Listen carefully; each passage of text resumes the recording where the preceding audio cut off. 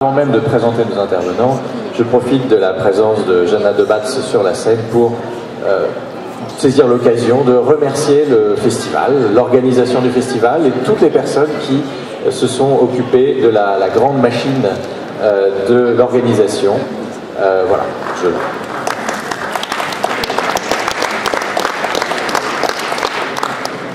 voilà, bien. Et maintenant, passons à autre chose. Alors, donc Jana Debatz, qui est bien connue de vous maintenant en tant que directrice artistique du Festival des Utopiales, mais qui a bien d'autres titres de gloire, qui est, et je ne répéterai pas pour chacun de nos intervenants, puisque nous sommes tous ici, je plaide coupable également, nous sommes tous ici enseignants d'une manière ou d'une autre, ce qui, dans une table ronde sur la question de la pédagogie d'une manière ou d'une autre, introduit un biais nécessairement, puisque nous sommes jugés partis. Mais bon, on peut aussi nous concéder un peu de compétences. Toujours est-il que donc Jana Debatz est écrivain. On lui doit notamment Pixel Noir et tout récemment le deuxième tome de la trilogie Testament qui avait commencé avec Héritière et qui maintenant s'est poursuivi avec Alouette. Donc ouvrage disponible, je pense, encore à la librairie, et je profite également de cette occasion pour rappeler que vous pouvez retrouver, pour discuter avec eux, nos auteurs en dédicace après la table ronde. Également, elle a commis avec son associé partenaire dans le crime, Olivier Cotte, un ouvrage qui est Dark Vador contre Monsieur Spock, mais qui, je l'espère en tout cas, n'aura pas trop d'influence sur cette table ronde. Estelle Blanquet, qui est maître de conférence en sciences de l'éducation, donc c'est encore pire puisqu'elle enseigne aux enseignants, donc nous atteignons un degré de compétences encore plus redoutables, également agrégée en physique,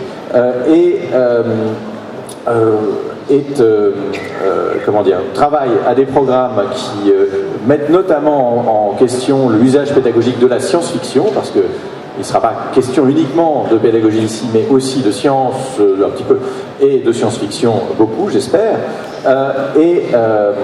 Elle a notamment réalisé un ouvrage, Science à l'école, côté jardin, qui est un ouvrage extrêmement pratique pour les enseignants.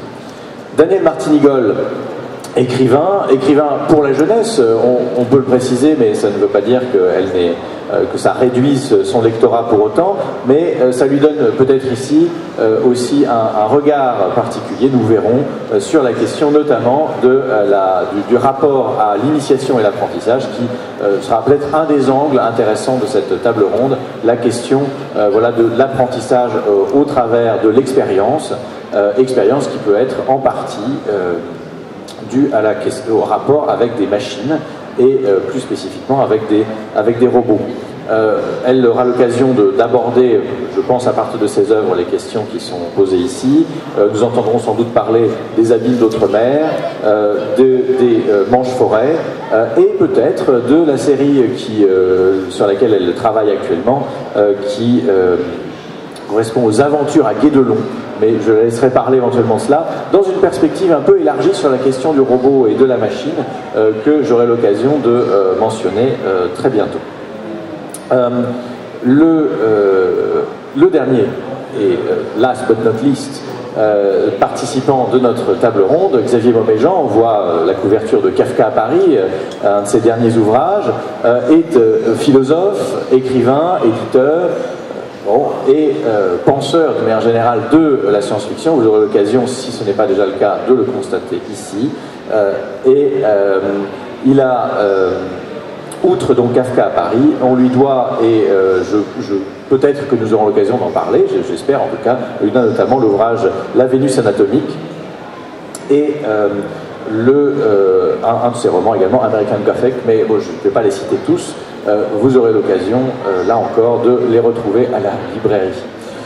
Alors, je passe maintenant à la question qui nous occupe. Donc, apprendre avec les robots. Alors, la question,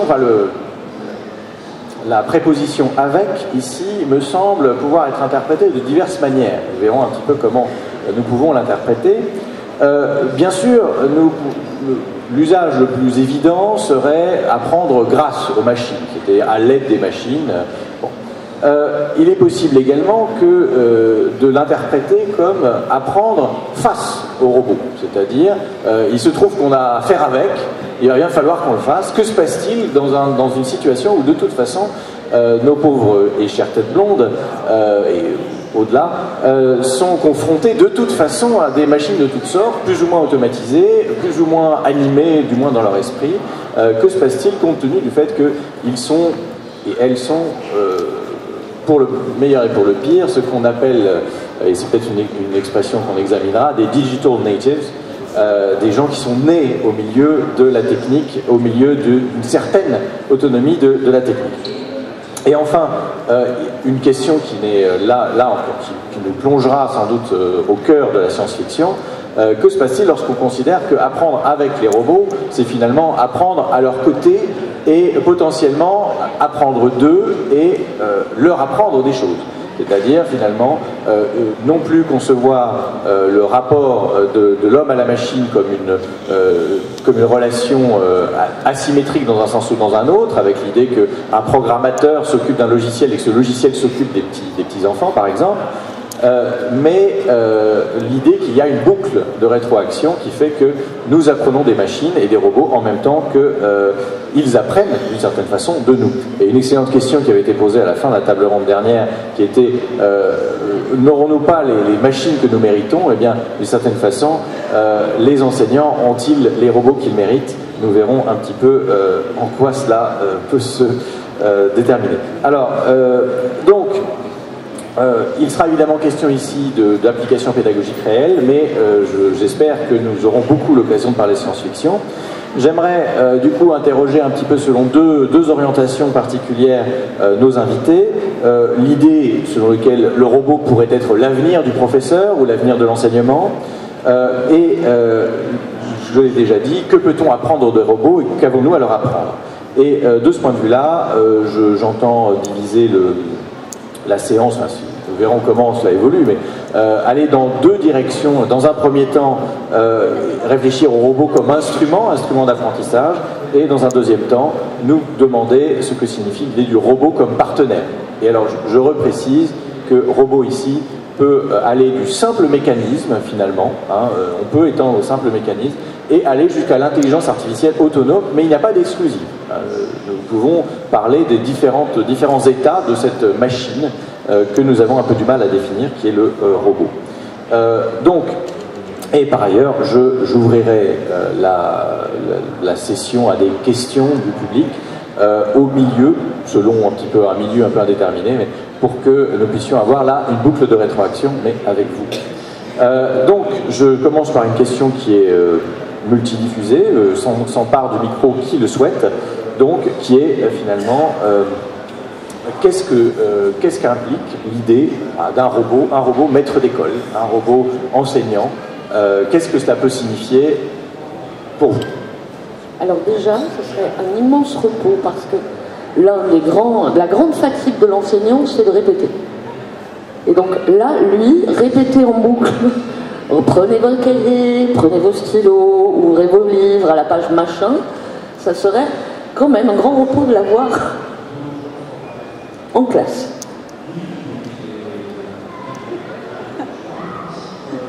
Oui, moi je me mets immédiatement du côté des élèves face à un robot. Et comment dire, il y a un jeu systématique entre les élèves et l'enseignant qui est testé jusqu'où ils peuvent aller trop loin avec l'enseignant. Et il faudrait un robot sacrément sophistiqué pour qu'il puisse doser les réponses, comprendre de second degré parfois qu'ont les élèves un peu malins dans leurs interventions avec l'enseignant, pour qu'ils puissent vraiment établir. Alors, la question derrière ça, c'est quelle relation on établit avec un enseignant. Est-ce que c'est une relation qui est juste une transmission de savoir, ou est-ce que c'est plus que ça? Et dans quelle mesure un robot serait capable de faire plus que ça? Là, c'est une question complètement ouverte. Je ne pense pas qu'on en est prêt. Je voudrais rebondir sur ce que tu viens de dire. Notre ministère ne s'appelle pas celui de l'instruction publique, comme il le fut jadis, mais celui de l'éducation nationale. Donc du coup, on est effectivement dans une autre relation de l'enfant à l'enseignant et de l'enseignant à l'enfant. que juste transmettre des savoirs. Ce qu'il y a surtout, c'est le fait que l'enseignant et l'élève, au sens global du groupe, sont seuls face à face. Avec le robot, il y aura certainement des enregistrements du comportement des élèves. Moi aussi, j'ai été enseignante, je suis en retraite maintenant. Mes élèves savaient que j'écrivais de la science-fiction et de temps en temps, ils me demandaient comment j'imaginais justement éventuellement l'école du futur.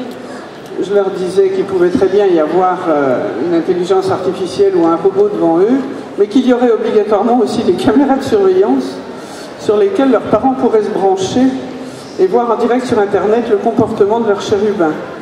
Et ça les calmait tout de suite. L'idée qu'il puisse y avoir le regard parental sur leur attitude en classe, ça avait immédiatement, il me disait « Ah ben non, ben finalement, madame, on aime mieux que ce soit vous. Parce qu'au moins, avec vous, on rigole. » Alors, ils avaient l'impression que s'ils avaient une machine devant eux, qu'ils avaient un environnement de surveillance comme ça, l'école serait beaucoup moins drôle. Parce que quelque part, quand même, il faut savoir que les enfants se plaisent à l'école. Hein. On a toujours l'impression qu'ils n'aiment pas venir à l'école. Mais non, ils aiment ça. Parce que c'est l'environnement avec les amis, le relationnel avec les adultes. Il y a plein de choses qui sont passionnantes à l'école et les enfants l'admettent parfaitement. Et l'hypothèse de la machine qui s'introduirait à ce point-là dans l'univers scolaire, enfin en tout cas, il y a quelques années, quand j'exerçais encore, ça ne les enthousiasmait absolument pas du tout. Alors, j'aimerais que le robot de Jeanne corrige aussi les copies, ça nous arrange. Oh, ça serait génial, ça. Mais je ne suis pas si on peut sûre. commander au Père Noël de l'Éducation nationale, ne pas oublier les copies. Cela étant, je ne suis pas sûre, effectivement, pour reprendre ce que disait Daniel, que le robot qui corrigerait les copies serait capable de second degré, et notamment de considérer que le travail dont je vais parler, le travail d'un élève, serait valide. Je fais faire des fiches de lecture à mes élèves une fois par mois. Donc ça exige en gros qu'ils lisent une dizaine de livres par an, à peu près. Et un jour, un de mes très intelligents, très futés, extrêmement fourbe et très feignant, on arrive à avoir ce genre de melting pot, on va dire, me rend une fiche de lecture absolument géniale.